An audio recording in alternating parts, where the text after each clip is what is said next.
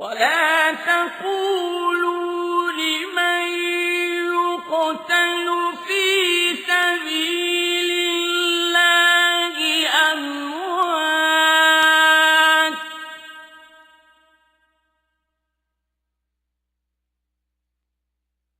بل أحياء ولكن لا تشعرون. وداعا أيها البطل لفقدك تدمع المقل بقاع الأرض قد ندبت فراقك واشتكى الطلل. لئن ناءت بنا الأجساد فالأرواح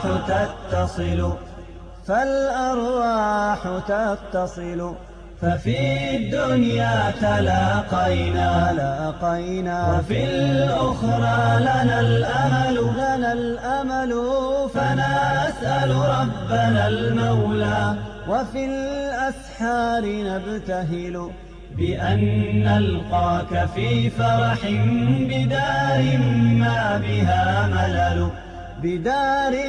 ما بها ملل بجنات وروضات بها الأنهار والحلل بها الحور تنادينا بصوت ما له مثل بها الأحباب قاطبة كذا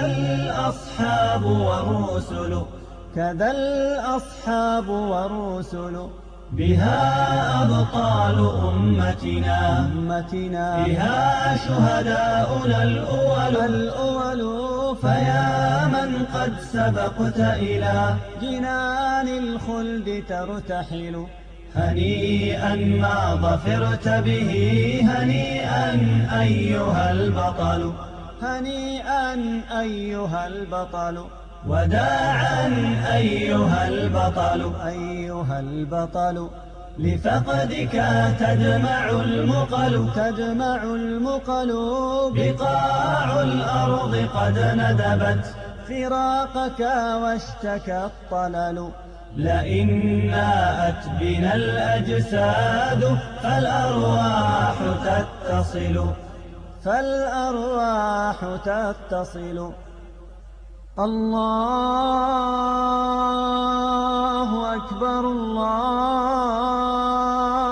أكبر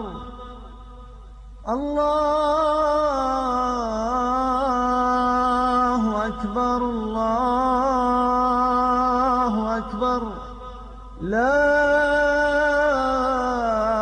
إله إلا الله.